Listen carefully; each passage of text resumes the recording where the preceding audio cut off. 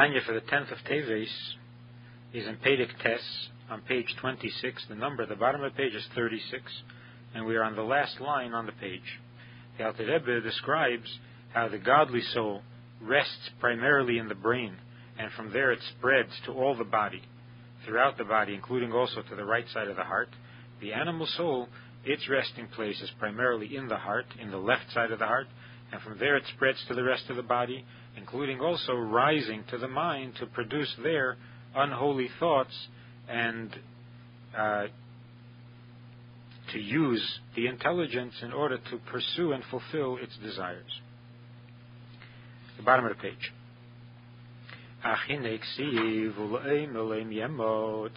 It says one will prevail over the other, meaning that there is a struggle between the godly soul and the animal soul, although they have their own place. So now a person can ask, if the godly soul is content to be in the brain, that's where its place is, and the animal soul is content to be in the heart, where its place is, so what's the problem? The problem is that they're constantly at war with each other. Over what? Ki haguf nikra ir ktana. The body is called a small city, a miniature city. And just as two kings fight over a city, why are they fighting? Each of the kings, each one wants to capture the city and to rule the city. Dahainu, which means to be able to direct the behavior of its citizens as he wishes.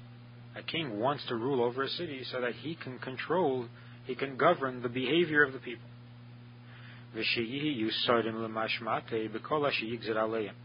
And that they should respond to him in anything he decrees. In other words, he doesn't want to rule only through force, but he wants to win them over, that they should willingly do whatever he wants. The same is true of the two souls, the godly soul and also the animal soul from Klippa. They are fighting with each other over the body. In other words, although it's a battle of souls, it's a moral battle, but it is not an abstract battle. The battle is over the concrete body. They each want the body. And all the limbs of the body. Because the godly soul, its desire and its will is the godly soul wants to be the exclusive ruler over the body and wants to have exclusive rights to the body's behavior. And all the limbs of the body, and the godly soul wants that all the limbs of the body should be responsive to it. It wants that the body and the limbs of the body should be completely bottled to her, to the godly soul, and a vehicle for the soul. These are all degrees of obedience and of devotion on the part of the body to the soul. The soul wants to be able to govern the body, in other words, to dictate to the body. The soul also wants the body to be responsive. The soul also wants the body to be bottled. The soul wants the body to be a vehicle. Degrees of bittul. And the truth is that the healthiest body and soul is when the body is so bottled to the soul that it has no will of its own at all. That's a healthy body. It's also a healthy soul. So the soul wants what is best, not only for itself, but for the body also. Because as soon as the body or any limb of the body has a will of its own, or draws attention to itself, already you have an unhealthy body.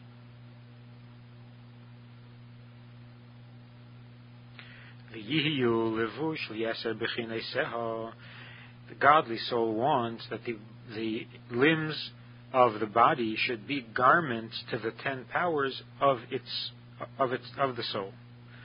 The gimel levushehu hanal, and also they should be garments for the 3 garments of the soul. Sheyislapshu kulam beivri haguf, that all the 10 powers of the soul and the 3 garments of the soul should all be able to express themselves and clothe themselves in the limbs of the body.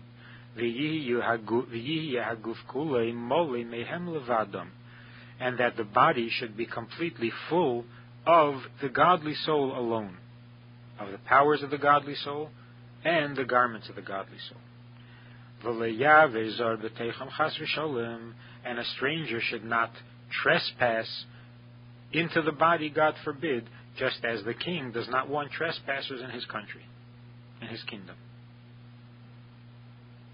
In other words, not only does the godly soul want the body to be obedient and not disobedient, in other words, never sin, the soul also wants that the body should never indulge even in permissible things, which would be considered a stranger passing by.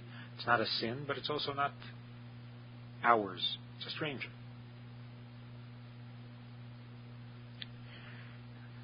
Dahainu, more specifically, Tlas Meichen Shabereish, the godly soul wants that the 3 faculties of the mind, Chachma Bina Das, Yiyu Mimuloyim Mechabad Shebenefesh Olikis, the mind's ability to think, to experience Chachma Bina Das should be filled with the Chachma Bina Das of the godly soul.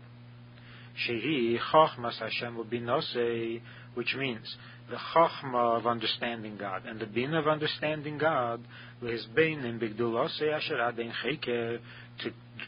study, to contemplate God's greatness, which is endless. And to give birth through the Chachma and Bina of the understanding of God's greatness, to give birth through that, al yedei hadas, through the 3rd faculty of das, to a yira b'meichei upachat Hashem b'libei, as a result of the Chachma and Bina, and through the faculty of das, one gives birth to the fear of God in the mind and an awe of God in the heart. As Alter Rebbe said earlier in Tanya, that without das, although you give birth to an emotion through Chachma and Bina, which are the father and the mother, but without das, what is born is not viable. It is a fleeting emotion, or an imaginary emotion. But through das, the emotion that is born has viability. And also, in the order of emotions, love comes before fear, because love is the pnimius of chesed, fear is the pnimius of gvura. And chesed is higher than gvura.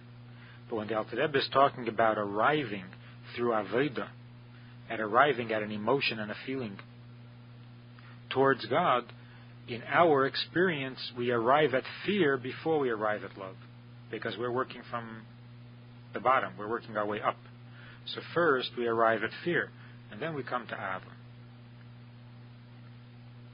The Avas Hashem ke'esh be'ara b'libei. And then it produces, the knowledge produces also a love for God that burns like a flame in the heart, so that his soul longs and expires with a yearning and a longing to cleave to God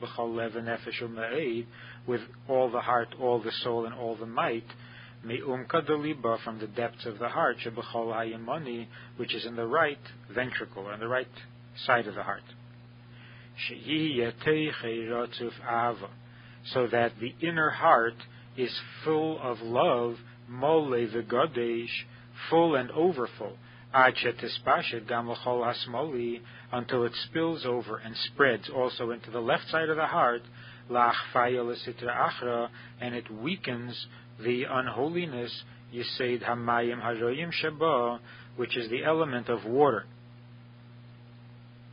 But the evil water, polluted water, Shehi hataiva shemiklipas neiga, which is the pursuit of pleasures that comes from klipas neiga, and that is in the element of water within the animal soul, and this is affected, its pleasure is affected by the love of God spilling over into the left side of the heart.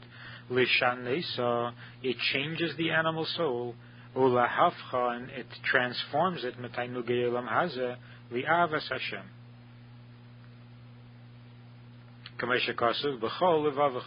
it says in the Shema, that you have to love God with all your heart. And it says levavacha and not libecha. It can be spelled with one base, it's spelled with two. So the Gemara says, Bishnei Yitzarecha. That's a reference to two hearts, meaning two Yetzers, both the Yetzer Tev and the Yetzer Hara. V'hainu, which means Sheyale v'yove v'yagia, that the animal soul rises and arrives and attains a degree of godliness, lemadregas ava rabba v'chiba yisera, mimadregas ava aza kirish be'esh. It reaches the level of love that is called ava rabba, which is even higher and more intense than the ava that is called ish be'esh. There is a flaming love and there is a great love. The flaming love is not as great as the great love. As the Alter Rebbe described in the example, that the king wants to control the city completely, to the point where he doesn't want a trespasser, a stranger, to be able to enter the city, to trespass. In the same way, the love, the ava that the godly soul feels, continues to grow and affect the animal soul more and more, so that the Alter Rebbe says, in describing the ava, that his love is rotzuf ahava, in the right side of the heart. He is rotzuf ahava. His ahava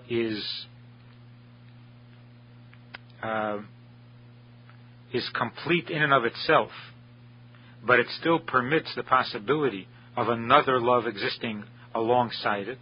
So Alter Rebbe goes on and says the word mole, that the love is not only rotzuf ahava, the heart is not only rotzuf ahava, it's also mole. And mole means that it is full. It is full with the love of God, so that there's no room for anything else. It still doesn't affect the animal soul, other than displacing the animal soul. So the Alter Rebbe says, v'godush, and overflowing. And that's the difference between ava rabba and ava aza kirish be'esh. The love that is described as a flaming fire, that is intensity of love, which combats or counteracts the intensity of the love of the animal soul. So the animal soul is neutralized, but it is not yet elevated, because although the animal soul's love has been combated successfully, but its pleasure has not. So that even if you get the animal soul to love godliness, it is still resisting on a certain level, because its pleasure still comes from animal things. But when you have the level of Ava Rabba, that's a love that includes pleasure for godliness, then that combats and neutralizes even the pleasure of the animal soul. And then you have Bishnei Yitzarecha. V'hi hanikraz b'kosuv Ava b'tainugim. And that's why this love that is Ava Rabba is also called love with pleasure. V'hisanig al Hashem, where he takes pleasure in godliness, me'ein elam haba, as a taste of the world to come. It is somewhat some part of the experience of elam haba. V'ha'eneg hu b'meyach chachma v'seichol, and pleasure takes place in the mind, in chachma, hamisaneg b'haskolas Hashem v'yediyasi, in experiencing the pleasure of the knowledge of God. Kefi hasaga sichle v'chachmose, each person according to his capacity of understanding.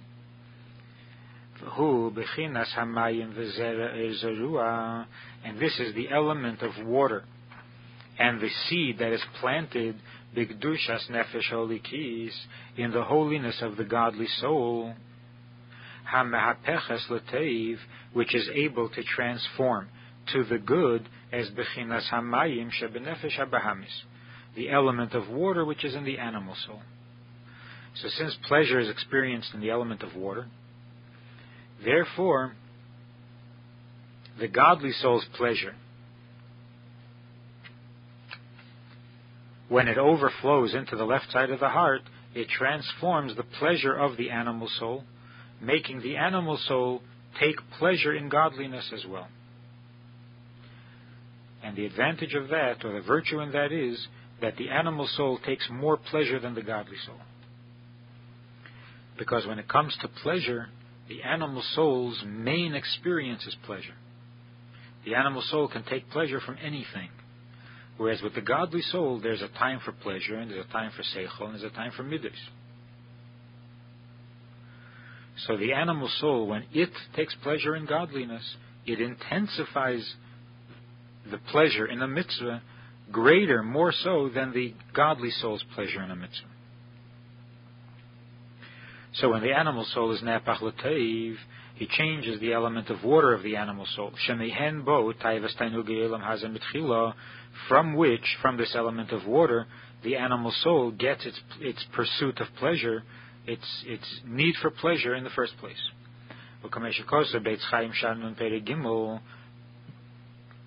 That pleasure comes from the element of water, and when it is transformed, then you've really changed it at its source.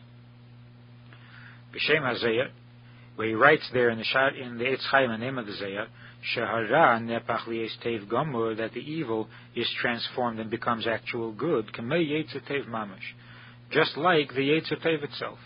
The hosir habegodim atzayim imenu, when you remove the unclean garments from it, from the animal soul, shehem tanugi elam hazeh, the unclean garments is the pleasure that one takes in physical things for its own sake, shehu melubish bahen, in which the animal soul is clothed. In other words, the animal soul itself is neutral, but it is clothed in klipa. In other words, it has a tendency towards klipa, and that tendency is taking pleasure for its own sake. But when you can remove that garment from the animal soul can be as good as the godly soul itself.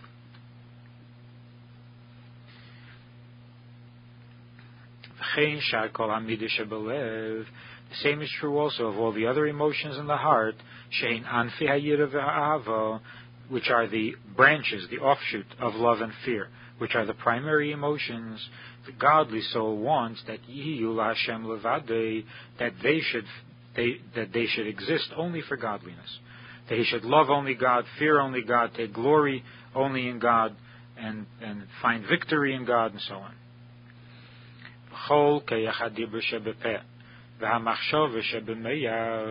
And now also the garments, all the speech of the mouth and the thought of the mind,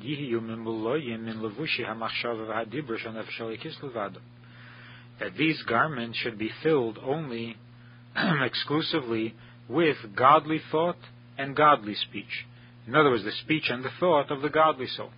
Shehein machsheves Hashem v'teirasei, which is the thought of God and Torah, lihiyei sichosei kol hayim, and his speech should be the speech of Torah, leposek pumin migirsa, and he should never interrupt his saying of words of Torah, and also the ability to act that exists in the hands and in other limbs, the action limbs. Their behavior, which is action, should also be only in the act of mitzvahs, which is the third garment of the godly soul. So, the godly soul is not content to remain in its dwelling place, which is in the mind. It wants and it fights and it desires and it needs total and exclusive rights to the body. That the body should know and feel only what is godly, and should think, speak, and do only what is godly. But the animal soul that comes from klipa, no, its desire is lehepach mamish, is the exact opposite. In other words, its demands are equal to the godly soul's demands, only opposite. It also wants exclusive rights.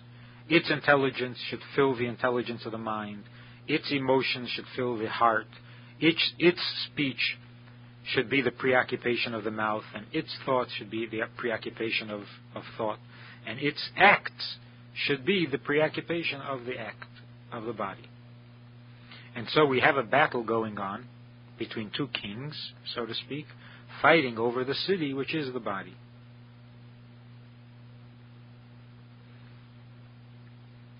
What is the purpose? Why are they fighting? Because God wants a dwelling place, a dira b'tachtainim. And the tachtainim is the body. So the godly soul knows that it is not here on earth for its own sake. It is here to elevate the body, the animal soul. But in order to elevate it, it has to have total cooperation. And so it wants the body to be completely devoted to it, so that it can bring to it the godliness that God wants it to bring to the body, so that the body can become a dwelling place for God. The animal soul wants the exact opposite. Why should that be? If the godly soul's desire to control the body is so that God can have a dwelling place, and that is what God wants, so why is there an animal soul to demand the exact opposite? So the Rebbe says, Teves ha'adam, for the benefit of the person, it's not some kind of a punishment for him to have this second opinion and this tug of war going on. It is for his benefit, she is gaber aleha, that he should be able to overcome the animal soul, v'yinatzchena, and to be victorious over it. Kimoshel hazayna shebezeir hakadosh. Here it says Teves ha'adam, because Adam is a reference to the intelligent soul. When you have a godly soul and an animal soul, and they're at odds, they're diametrically opposed, the person is meant to make a choice between the two. But who is this person who's making the choice? The intelligence of the person. So it is for the benefit of the person, because having these two opinions, having these two kings fighting over the body, gives the person the opportunity to choose life, to choose to make the right choice. And the benefit in that is explained in the moshel of the Zayna that the Zohar HaKadosh gives. The Zohar gives the example of a king who tests his son by asking one of the women of the kingdom to tempt the son to sin. And so she tempts him because the king said to tempt him. And the king says to tempt him in order that the strength that this prince has, the moral strength, should be revealed, should be activated. And then he knows that he'll make a good king. But what else we know about from this mashal is that even as the woman tempts the prince, she wants him to refuse. She's hoping that he will refuse, because she doesn't have an agenda of her own. It's not like she really wants to make the prince sin. Why should she want to make him sin? In other words, there is no real purpose to evil, independent purpose. The only purpose of the evil is to allow the person to choose good, so that even as the Yetzer Hara tempts you to do bad, he's hoping that you will do good. Because there's no point to doing bad.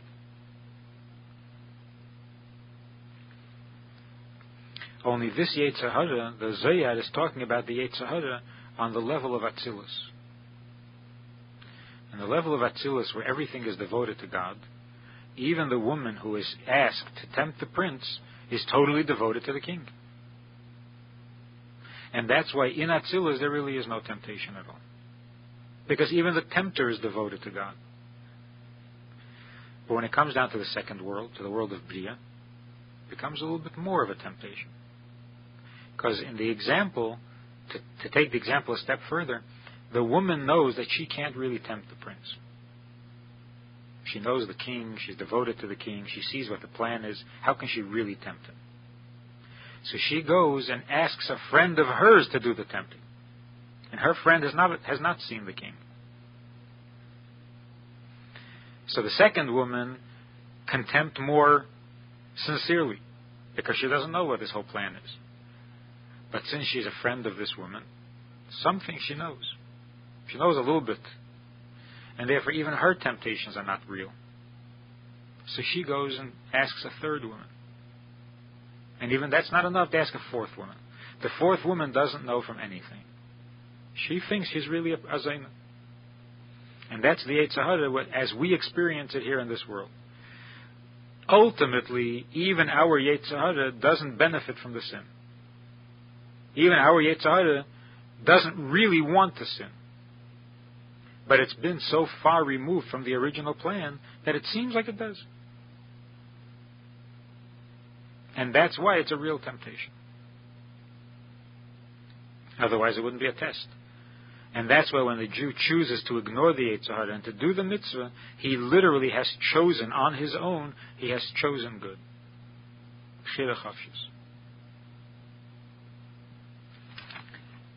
In the Hayom Yom, for the 10th of Teves, the Rebbe writes that a part of the Tzemach Tzedek's answer to someone in Yechidus is that it says, Yazev Rosha Darkei v'ish oven machshavesav. Let the wicked, the sinful, leave his way, and the man of sin his thoughts. But the word oven, which means sin, is spelled the same as the word oin, which means strength, power, strength. So that tells us that just as it is important that the sinner should leave the way of sin, because without tshuva it is impossible to approach holiness, the same is true also for the man of strength, one who has confidence in his own opinions, takes his own opinions very seriously. This person is told that just as the sinner has to leave his ways, this man of strength also has to leave his thoughts. He has to stop insisting that I say, this is what I think, because every I is arrogance, it is the source of evil and the cause of divisiveness.